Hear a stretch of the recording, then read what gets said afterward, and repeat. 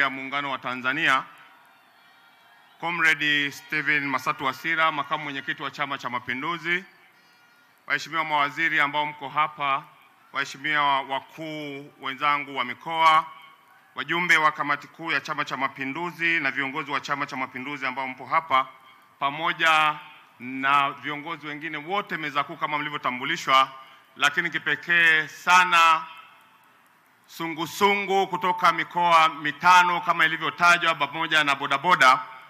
Mheshimiwa Rais, mimi naomba nisimame hapa kwa dakika hizi mbili ambazo nimepewa, niseme tu kwamba mimi nimeandamana na sungusungu kutoka mkoa wa Shinyanga, takribani sungusungu 2500, wakiwa ni wawakilishi tu wa sungusungu wanaozidi 50,000 kutoka mkoa wa Shinyanga, na wamekuja hapa kushirikiana na sungusungu wenzao kwa jambo lao ambalo lilikuwa jambo lao ambalo ni mahususi kukupongeza wewe Mheshimiwa Rais kwa kazi kubwa ambayo kwa kipindi cha miaka 4 sasa umetendea nchi hii, na wao wakiwa ni sehemu ya Watanzania wameshuhudia. Tulipokuwa tunaondoka Shinyanga, Mheshimiwa Rais, wenzetu sungusungu kutoka mkoa wa Shinyanga kupongeza sana kwa kazi ambazo umefanya, lakini la kwanza kubwa kuliko yote ni namna ambavyo umeamua na umeelekeza na sisi kutekeleza kutambua sungusungu kama sehemu ya jamii, kama sehemu ya wasalama ama watu wanaoshirikiana na jeshi la polisi pamoja na vyombo vingine vya usalama katika kulinda usalama wa wananchi na mali zao. Tunakushukuru sana sana Mheshimiwa Rais kwa maamuzi hayo.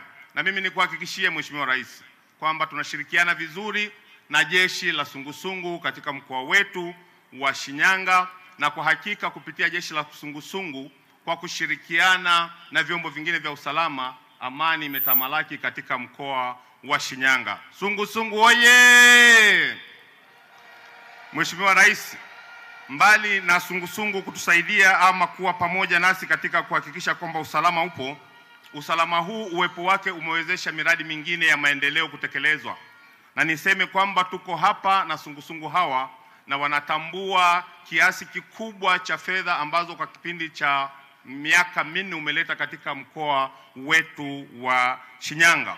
Mheshimiwa Rais, kwa muda huu niliopewa si rahisi sana kutaja, lakini tunakushukuru sana sana kwa kutuletea mkoa wa Shinyanga zaidi ya shilingi trilioni 1 na bilioni 246 kwa ajili ya shughuli mbalimbali za maendeleo ambazo zimeboresha huduma za afya, maji, umeme, elimu na kilimo, ambapo kupitia huduma hizo wananchi wameendelea kustawi.